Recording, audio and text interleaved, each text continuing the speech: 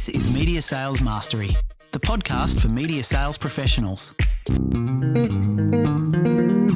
In each episode, we bring you information, insights, and ideas from some of the industry's top thought leaders. Connect with us to help pick the topic and guide the show.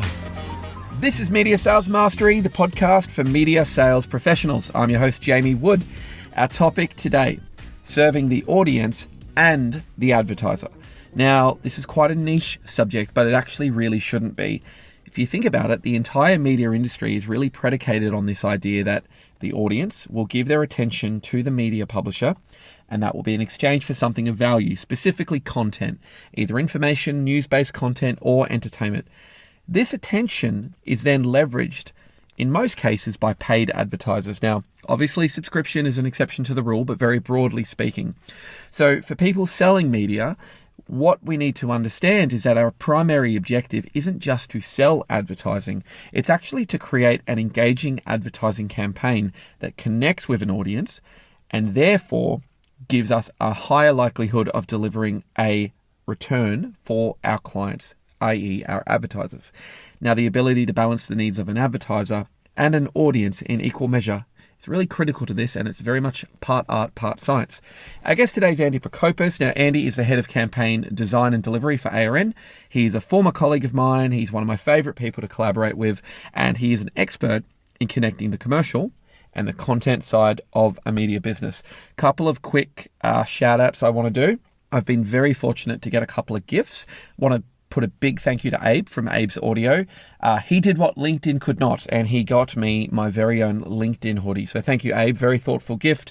And to Michael Tate from One Small Army, the really nice delivery there of a water bottle, some Skull Candy earphones, which are great for the podcast, and a beanie, which definitely makes those early morning gym sessions a lot more bearable. So One Small Army, Michael Tate, check out what he's doing. It's a very particular field in sales. If you're in sales or if you employ salespeople, check it all out. One Small Army. Thanks, guys. I love getting gifts. I really appreciate it. Without any further ado, let's get into the app. The first five. Andy, welcome. G'day, Jamie. Mate, it's been a long time. It's been a very long time, couple of years since you and I have worked on something creative together. It's good to have you on board though, mate. For the sake of setting this one up, give us a bit of an overview of who you are, what your current role is, and what your background in media is. No worries. So my name's Andy Procopis. I'm the head of campaign design and delivery at ARN. And my background in media, I guess it all started handing out icy cold cans of Coke as a street team member back in Brisbane, where I grew up. And then I worked my way into the promotions office, where I worked really closely with content teams at B105 radio station in Brisbane, and then worked closely there before moving overseas. Did the rite of passage over in the UK, and I flipped over to the sales side at Bauer Media. So got a bit of project manager and sales experience working on clients such as Ofcom, which is essentially their FedGov over in the UK, as well as BlackBerry, so kind of polar opposite brands. Before returning home to Australia, originally I wanted to come back to Sydney, but I reached out to Lisa Lees, who was my old boss in Brisbane, and she said, we didn't have anything in Sydney, but we've got something in Melbourne. So she put me in touch with Corey Layton, who I would come to work with and for 3 times afterwards. So worked with him in the campaign response team, what is now kind of known as integration. And he taught me a lot in campaign response and how to kind of balance that content and commercial need, which kind of brought in my skill sets. Then I moved to Sydney. I finally moved to Sydney and came to ARN and continued the integration journey for a few years until 2015. I moved to agency side just to kind of round out my experience a bit more. I went to media brands and worked at Ensemble with Corey again, as well as Lauren Joyce, and kind of expanded my portfolio from working just on radio and audio brands to more content initiatives, as well as experiential for Ensemble, which then merged into Initiative and got some hardcore media agency background before returning to ARN, where I've been for the last 5 years. So it's a bit of a through line there in your career of really kind of straddling that line between commercial brief response, working with brands, working with advertisers, but then very much working in that content provision space as well, and very much kind of balancing those two groups of stakeholders, which is central to most media organizations. It's why I thought you were the perfect guest for this topic, because we're talking about balancing the needs of the audience and the advertiser, and really in equal measure. In your view, mate, like, why is this so important for a media sales professional to understand what actually makes an audience engage with a particular media brand, program, platform, talent, you name it? It's a classic push-pull, right? So a media professional who simply worries about how many people sees the message, they're kind of missing the point. Engagement is your pull, and you're showing that you understand them and you know what they like. Attention metrics are delivered through engagement and not reach. So it's kind of like going on a first date and talking all about yourself, and you wonder why people don't want to date you again. So you kind of need to understand what they want to hear, what they want to engage with, and go from there. It's a really interesting analogy. I love that one too. It's very much, as a media salesperson, you somewhat are the advocate for your client. So you take a brief, you take a problem, you come into the media organization, and you've got a whole bunch of different tools in your armory, and you're around, how do I deliver this message to an audience? And I do think that that's absolutely part of the tension that exists, is like, I've got to advocate and make sure that my client's message gets broadcast or gets delivered. But to your great point, mate, it's like, it's got to kind of land and resonate and connect with the audience and sort of be pushed through the prism of, well, what is meaningful and relevant to the consumer? So that's what we're going to get into today. Media Sales Mastery. Because we've covered off media strategy, we've covered off writing creative briefs, we've even covered off creativity and idea generation. Michael Dargan got too nervous to come on, so I had to go and find other people. But we've done this all in previous episodes. We've not really kind of tackled this topic holistically, though, this idea of, balancing the needs of the audience and the advertiser. So for the purpose of setting this one up, like, let's put a definition around it. What do we mean when we say balancing the needs of the audience and the advertiser? What does that mean to you when you hear that expression? Well, first off, I'm very happy to be Michael Dargan's silver medalist. It is actually his analogy about the first date, so I do need to credit him with that. But in terms of balancing the need of the audience and the advertiser, I guess when I grew up in the age of old school integration, where proactive opportunities presented themselves from content, and clients would come on board with in return for a thanks to credit. And as I've kind of moved through my career, like, there was sales on one side, content on the other, the marriage made in hell, or the Great Wall in between, however you want to look at it. But that's rapidly evolved, and with audiences and brands demanding more meaningful content and experiences. So this has been due to, we're living in a subscription and on-demand world, and there's more of a demand for seamless and sophisticated content and experiences. So we just want to create content that gets people talking and get people engaging with. And the philosophy that I work to these days is, we want to be creating the content that people choose to engage with, not sits between the content that people choose to engage with. And I often refer to Jerry Seinfeld when getting a sponsor for Comedians in Cars Getting Coffee.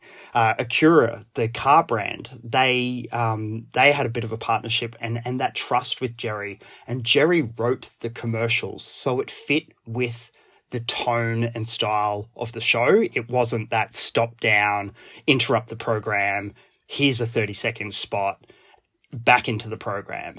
And I really love that holistic approach that Jerry Seinfeld took to advertising and getting a commercial partner with Comedians in Cars Getting Coffee. Yeah, it's a great analogy, mate. And I think that's the thing I find interesting about this space, because you do, and this is across all media, but particularly media with content provision, you do feel that there is these lines are drawn between, this is the commercial inventory, and then this is like the in-show integration, broadly speaking. And I think sometimes it's like, it's not about, it's a commercial break. We treat it differently to it's an in-program integration. It actually has to be what's going to hook the audience, and whether that is just the tone and delivery and the style of a standard 30-second television commercial, or whether that is something that's really cleverly integrated into the content. Fundamentally, it's still the same thing, isn't it? The value exchange needs to be there, where the audience needs to feel like this is worthwhile to give their attention, and the brand's message is therefore invited in. It's not a cluttered experience. It doesn't degrade the experience for the audience. Absolutely. We had a great example recently with Kyle and Jackie O and Coke No Sugar. So Kyle came on board and was one of the first people to try the new recipe for Coke No Sugar. And that sparked off a whole content arc that not only sat within their shows, but extended across shows where Kyle would appear in different breakfast shows and our drive show across the KISS network. And listeners really engaged with that. And I was chatting to a friend of mine and kind of explaining what I did on a day-to-day basis. And he turned to me and says, "Oh, so when Kyle's drinking Coke No Sugar, is that you and your team?" And I'm like, "Yeah." And he's like, I listened to that and it made me try it, and I've ordered it by the crate. And he honestly, he has. I've been to his house and he's got it stocked up to full. So it's finding those synergies that can sit naturally. Kyle was a Diet Coke drinker beforehand, and he tried the new flavor of Coke No Sugar, and he hasn't gone back since either. So it's just that finding that those right environments to push those brand messaging. Yeah, and I mean, the point you made earlier, I think, you're a time in an ensemble, but just broadly how the market's changing, where brands are demanding a more seamless experience. They do want to get more into the fabric of the publisher's content, or they do want to feel like there's more consideration to give into how they engaging that audience. And most media publishers do exist now these days. I think a lot of media publishers are geared up to do really good kind of brand integration, or at least have an understanding that they're there to serve the audience and the advertisers in equal measure. Does this balancing act just become the responsibility of a team like yours, mate? Or is this something that should be at the forefront of just every media salesperson's mind when they're really building any campaign, from a small local direct advertiser through to a big national agency brand? Yeah, if current and future employers are listening, then yes, absolutely, it needs to be the commercial integration department. But reality is, it is a balancing act that anyone can do, and I like to liken it to speaking another language. So speaking a different language where you can essentially say the same thing, but just in a different way. And the more people who can speak that language, the easier it is to kind of, if you're traveling, you're not slowed down by translating, et cetera, et cetera. So you do need to be confident in your message for it to be more as persuasive as it needs to be, because anyone, be it a commercial team or a content team, they can spell BS. But I'd like to challenge the team.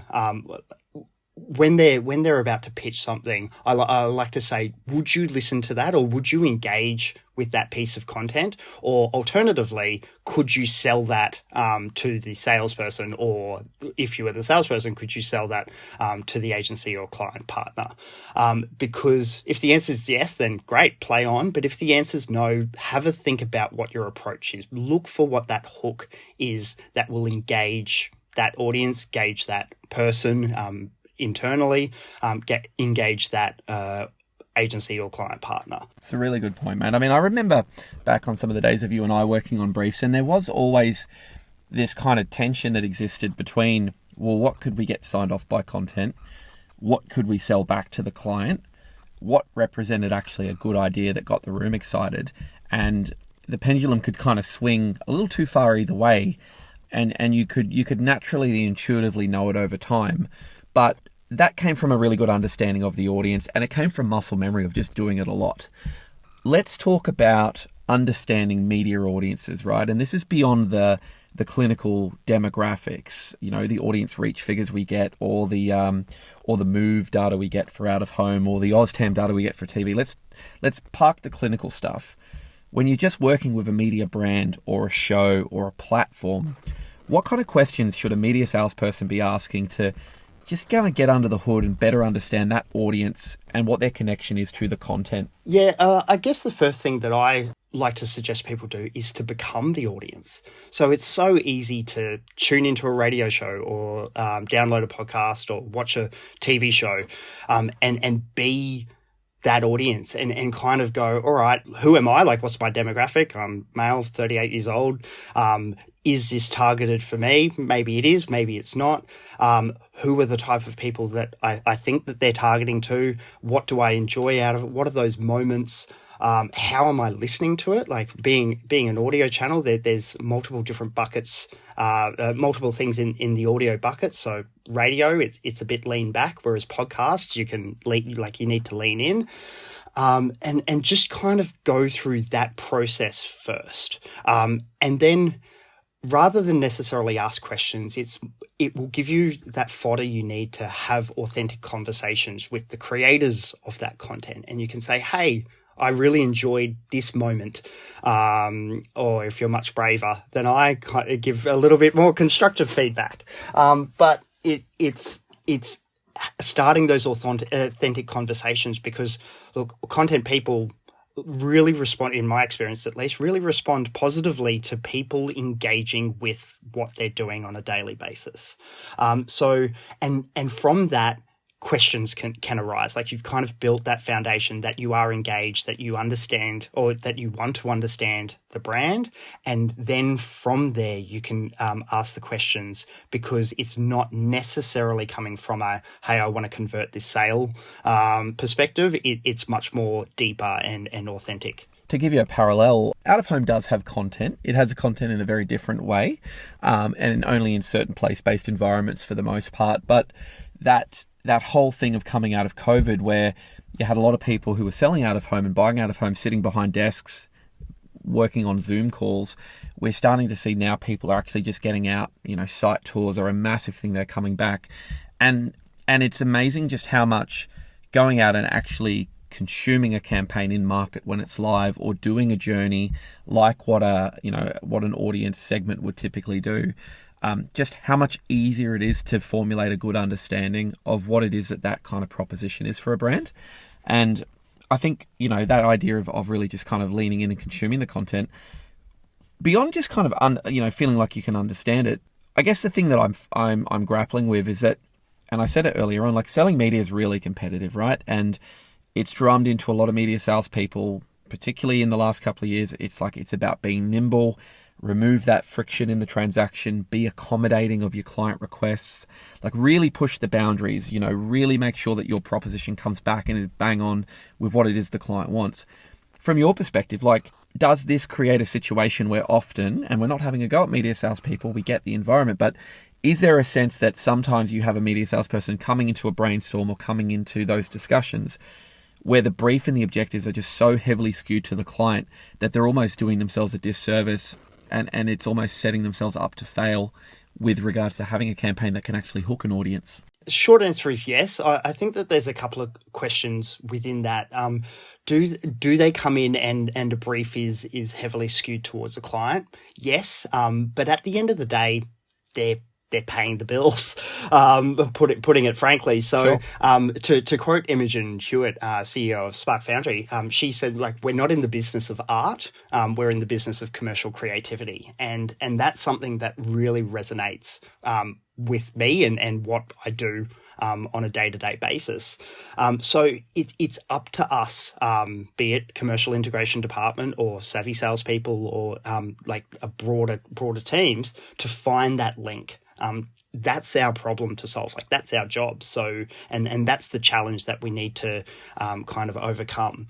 So, like, if I was to give an example, the retirement category. So it's a category that impacts us all. It's important. However, when you're looking at millennials and Gen Zs who should be giving it consideration, it's hard to reach those audience because it's not that immediate or urgent thing for them. And it would sound a little bit out of place, like in between a Lizzo or Harry Styles song. But if you look at retirement category and all of their messaging, and you were to flip it and make it all about future focus or health related, so be it mental health or physical health, but financial health, that's much more of an interesting and relevant territory for a demographic, like a younger demographic, and fertile ground that we can ideate and create solutions for. So it is, as I said, it is our challenge, and we just need to kind of go, all right, this is what the client is asking for. Having a look at our platforms or our audiences, what is the best way that we can push this message in these environments? Yeah, that's a good point, mate. So it's not just an audience insight, so to speak. It's trying to find like a common linkage between sort of brand and audience, and the glue is obviously the media platform that you're working with. But it's trying to just find if there is a common linkage between the message and what the audience would be receptive to. Yes, that human truth. Yeah, it's the old insight thing. It's really interesting because I think sometimes, again, and I bang on about this a lot, but sometimes like finding that insight is something that's almost it's skipped over. It's fundamentally like we're into ideation really quickly, and mining for a good insight and spending time to really find that linkage should and could actually save a lot of time on the back end in terms of creating the solution. Is that something you're finding, or is it becoming a little bit more of a focus, for media salespeople to really get in there and nail that audience insight as part of building the solution out? We kind of have two ways of approaching it. There's the ideal way where we can kind of build that insight from the client brief and make it relevant to our audiences, and we can approach a brainstorm with a challenge statement and ideate accordingly. Due to tight turnarounds, which I know you're familiar with from a radio perspective, we sometimes retrofit it. We kind of get into the room first, and we sit there and ideate and try and thread those ingredients, if you will, to make the dish. So there's two ways of approaching it. Obviously, the former way is the ideal way, but we do know how to move at speed. Yeah, and I mean, there's nothing wrong with retrofitting an insight to something if it's fundamentally defendable and if it still feels true. Absolutely, and that's it. Like everyone in media needs to be that little bit agile, not just salespeople, not just commercial integration people, but strategists, content people. Like I think we're all pretty well versed with moving at pace. Yeah, and I think the other thing too, like, I was thinking about this the other day. If you think about a lot of advertising, right? And let's think about advertising in the sense of 30, 15 second, 5 second, like standard commercial inventory that you would be exposed to on any media platform, really, be it display or video or audio. A lot of advertising, like, is by design quite in your face, and it's designed to cut through, and it's designed to have a lot of noise, and it's designed to have a bit of an earworm in it, and like it's almost designed to be quite disruptive and to really kind of capture someone's attention. Working, backwards from that, then you've got the opposite of that, which is people are really trying to kind of get in program, in content. They're almost trying to hijack the content, and it's almost like they're trying to follow the attention or disrupt the consumer's attention pattern.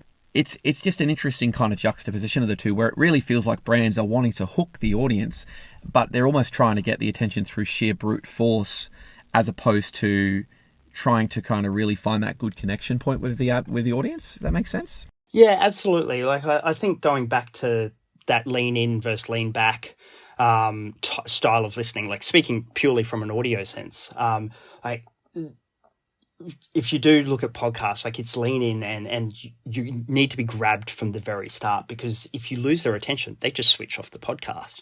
Whereas radio can be a little bit lean back, but you'd argue that some of your shows, your favorite shows, you would lean in to listen to that because you don't want to miss those moments between two co-hosts. So it's that balance of lean in, lean back, because like advertisers on a radio, on radio, be it in a commercial break, they do need to get audience members to move from leaning back, having it on in the background, sitting in the office, wherever they are, to be paying attention to their commercial. So that's probably why it's that little bit louder. I would say it's an interesting space just to kind of observe. Here's a real-time example. Sales professional walks into a brainstorm, and this is their dilemma. They've got a very demanding client with a very prescriptive brief. Let's say the client actually is a fan of the content or a fan of the media brand. And the client's gone so far as to suggest a few campaign ideas that are pretty much unlikely to be received well by the content team, very unlikely to be approved. And even if they were approved, probably wouldn't really engage the audience and might actually do more harm than good. What are some of those techniques that you've seen, deployed to really bring the client around to a different way of thinking, where they can sort of buy into this idea of having to engage the audience without losing the essence of what they're trying to achieve with their advertising message?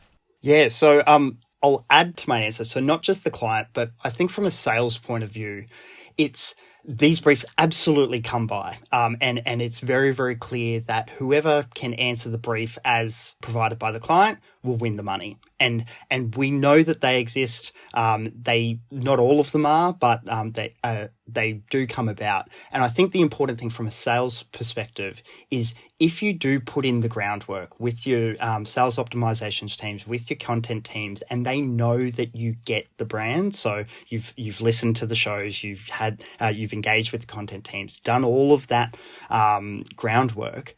When you come to them and say, "Hey, I've got this brief. I know it's a bit special, but we kind of need to deliver on it." Those conversations are a lot easier than if you just every single brief is a gun to the head. The client needs this, and I think internally the approach and the sentiment will be probably much more fluid than it would be otherwise. I think from a content perspective, they need to understand that it's not your problem, it's our problem. And so approaching it in this way and going kind of disarming and go, "I need your guidance." Guidance is one of my favorite words because I think it takes a special kind of jerk to clip you over the ears when you're coming to them for guidance. But asking for that guidance, going, here's the brief in its rawest form. I haven't tried to put glitter on it. How do we solve it? I think having content on board and making it our problem is a good way to go. But then also from a client perspective, just coming back to the original question, the client perspective, I think it's important to answer the brief because you don't want to lose it to a competitor who will answer the brief exactly as it's been provided. But as experts in your channel, it's always great to go, "Hey, we can deliver on your brief. This is how we would do it. However, our recommendation is looking at this or understanding what the mandatories are. Here's how we would recommend doing it as well." And yeah, it's a little bit of legwork internally, and sometimes it doesn't get off the ground. But in the cases that it does, chances are it's going to be more engaging for the audience and they'll garner better results for the client. Yeah, and that's the key to all of this. It's the prism that you have to look at this all through is, do you feel this is going to work for the client? Now, sometimes an advertiser is going to go, "Look, I don't care." Like they actually really are just kind of hell-bent on their vision coming to life, or you just fulfilling, the request of their brief. But there is something in that idea of, as a media salesperson, looking beyond the immediate short-term potential gain and really playing the long game and going, can I hand on heart say that I think this is going to really work? Is this going to drive an outcome for the client? You mentioned something before around the word guidance and particularly working with content, or content or journalism or anyone who kind of works in that sort of audience side of a business. When it comes to integrating into content, integrating a brand, is kind of selling an audience benefit or an audience hook a useful tool to gain that approval or buy-in internally? Like, are there ways to increase the likelihood of success of a client integrated brief based on you finding something that content are going to feel is a hook for the audience? Absolutely. It needs to have an authentic audience benefit. It can't just be audiences finding out that there's a $5 meatball sub available on Tuesdays. It needs to either be entertaining or engaging, or provide some kind of utility or reward. Content teams, they love cash. So to kind of remind them that, hey, this brief can provide you the opportunity to do something that you may not have the cash to do otherwise, reminding them of that. So not only is there an audience benefit, so say they be prizing dollars or winning trips away or whatever it might be, but the content teams get to do something that would hopefully have a positive impact on their ratings as well. Yeah, I remember a former colleague of both of ours, Barry Drinkwater, who was a content director. My favourite opening line when I'd walk into his office is, "Hey mate, I've got a client who wants to tip a bit of cash into the breakfast show." And it used to always be the come on in and sit down. Let's have a discussion. take a seat. Yeah. Excellent. In a much deeper voice than yours and mine combined. Yes, that's right. Yeah, well, it's the kind of voice that would put ours to shame on this podcast. But look, here's the thing too, though, right? And so one thing I found through this podcast, which has been really enlightening, and myself included, right? So out of home is a very different beast in the sense that it is not a content-led proposition. I have a lot of people who work for places like realestate.com, Domain, Seek.com, different types of trade media where they don't actually have a content provision or they don't have a content integration function. They typically are just selling more standard commercial inventory or sort of building solutions based around very much heavily commercial skewed inventory. What about these people? What are some handy tips for them to still think about when it comes to serving the audience when they're building a campaign that is fundamentally commercial in its nature?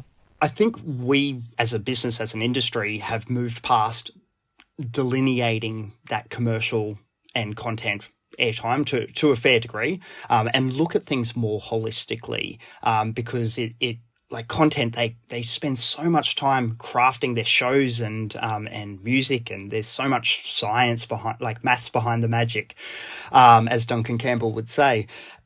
It doesn't make sense to just go, all right, at 15, 30 and 45 minutes of the hour to kind of stop caring. So there is more, there's more emphasis and importance being placed on what happens between these content breaks. And as I said before, be the content that people choose to engage with, not sit in between it. So I think similarly for salespeople who only have commercial platforms, you want to make it as sticky as humanly possible, as engaging as humanly possible. Like you have these pieces of inventory, these blank canvases that you have to reach these audiences. Why not make it an enjoyable, engaging, entertaining experience for both advertiser and audience? I think that's a great call, mate. And I think looking back on certainly my time in radio, some of the best campaigns or the most fun to work on, maybe it's just a very particular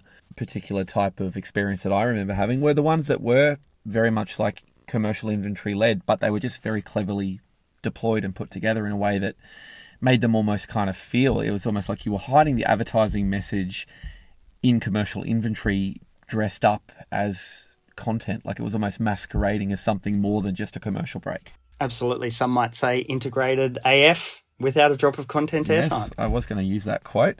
Okay, let's jump into the listener question. I can't ask my sales manager that. This one got asked ages ago, but I've kept it up my sleeve because I thought this would actually be the perfect topic to run this in. Here it is. Hey, I sell media for a digital publisher. We have a lot of different content integration opportunities. However, the clients and ideas need to be approved by the editorial leaders of that particular title. For the most part, we have a great working relationship between departments, except one person who heads up our most popular title. I find her incredibly difficult to collaborate with, and she doesn't willingly volunteer any information about the audience or the content strategy, most likely for fear of it leaking out to market. A big competitive advantage of our offering is being able to really integrate the brand into our content. Clients almost always brief some level of integration. This person doesn't seem to subscribe to this ethos and has little interest in working with the commercial teams. Do you have any tips for working with this type of personality with particular focus on 1, extracting more information about the audience to help with both sales and approvals, and 2, getting them on board with collaborating better with us? What do you reckon, Andy? That one feels, I'm not going to say surprisingly common, but it feels pretty common. It doesn't feel like a unique challenge that this person's having. What's your initial impression? I would say there's 2 parts. So I've covered a lot of this already, and the more engaged and like authentic engagement you can show within the brand, I think, or finding out what this person is motivated and talking to them about what's in it for them, be it cash or engaging a listener or whatever may float their boat. I think that's probably one approach. And if you've tried one approach, try another. And if that person was a client, you would invest that time trying to crack that client. So I would almost treat them, they are an internal stakeholder, but treat them like a client, because I was once told a great formula which has stuck with me, that behaviors times results equals outcomes. And so you need a positive behavior and positive result to garner a positive outcome. But if you have a negative behavior or a negative result, even if the other one is positive, the outcome will be negative. And so whatever your behaviors are internally, and you have control of what your behaviors are, you don't have control of what this person's is, you can kind of shift and shape shift and be a little bit fluid in your approach with this person to hopefully get a positive result, which will then generate a positive outcome. What do you think? It's a great answer. What do you think? I mean, I'm trying to put myself into the shoes of this editor, or this head of the title, as they say. What's their world look like? For people who maybe haven't had a lot of exposure to that side of a media business, the content side, what is a day in the life of somebody who's responsible for a media brand or a media asset's content? What does it look like? What's their pressures? What do they stress about? What's important to them? Real macro, but is there any insight you can give based on your many years of experience? Yeah, I would say so. They would answer to someone just like we all do, and at the basis, I like to always bring it down to people and humans, because like whether you've got a revenue number on your head or whether you've got a ratings number to be chasing, at the end of the day, we're all coming to work. We have a job to do. We're all interacting with people, either virtually or in person or through the airwaves. But it all comes down to people. And so their day would look like, if they've got talent, they would spend a lot of time with announcers and planning what either reflecting on the show that has just gone to air, or planning for shows ahead, what future content arcs are, planning that content strategy, making sure if it is a content director, making sure the music is right, working alongside music directors, and like as I said before, like making sure every single minute that comes out of the speakers is as good and solid as it humanly possibly could be.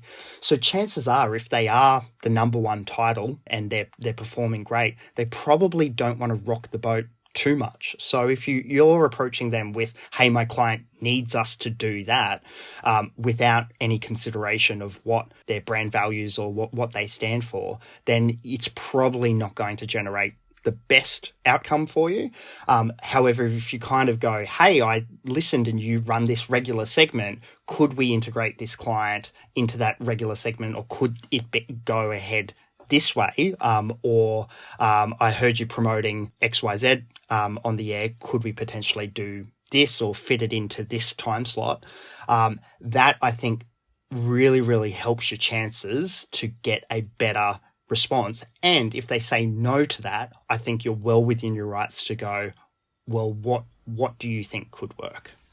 Yeah, that's a great call, mate. I think it's funny, just reflecting on making this podcast. This is nearly three years I've been doing this, if you can believe it. But this is the first time I've created something that it's like, at least in this space, like I obviously play music and write music and whatnot, but this is the first creative endeavor I've had that's not been commercially led. It's just been a creative endeavor. And so it's really interesting. I've had a few people, I've been fortunate to have people who listen to it ask to either be on the show, or they've pitched me ideas for the show, or they've given me suggestions. And it's just funny how some of them you just go, no, that's ridiculous. I would never do that. It's got nothing to do with the audience. It's not relevant to them. This is my content, mate. What are you doing? Like, it's quite funny. Like, I feel like I'm getting this whole other perspective of what their world must be if they've got a really ill-advised request coming their way from a media salesperson who's like got the gun to their head, metaphorically going, we're going to lose this revenue, or we're going to lose this brief if we don't do this. And it's like you're just coming at it from the complete wrong angle, because what you're actually asking for is just completely at odds with what it is that we're all collectively trying to achieve here, which is to keep the audience engaged with the media platform, and therefore for the advertisers to be able to talk to them. It's a really interesting kind of perspective that I've garnered, and it's crazy that it's taking me 12, 13 years to get it. But I thought what you said there was such a good articulation of that. It's like, understand what the world of these people looks like, and think about what it is that drives them, and try to find a way where you can really align what it is that you're trying to achieve with what they're trying to achieve. Absolutely, mate. Like, it's taken me 3 years to get on this podcast. So I'm one of those people who have been knocking at your door and you're going, you got to be kidding me.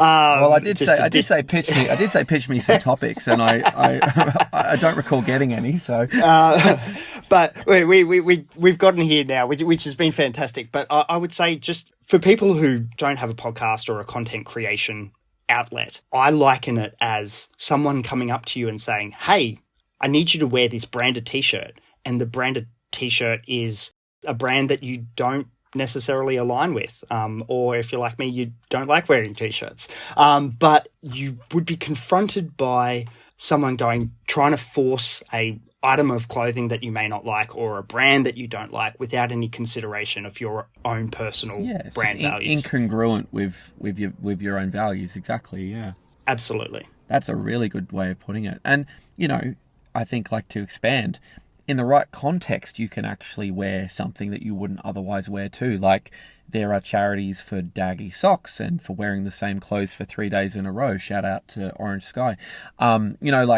It's like, it's not about like, I just want to wear the cool thing that I want to wear. It's right. It's what angle, what context. Sometimes, particularly when you have those, to that point around aged care, there are those categories and those advertisers that don't naturally fit into the world of content or aren't seen as desirable or sexy.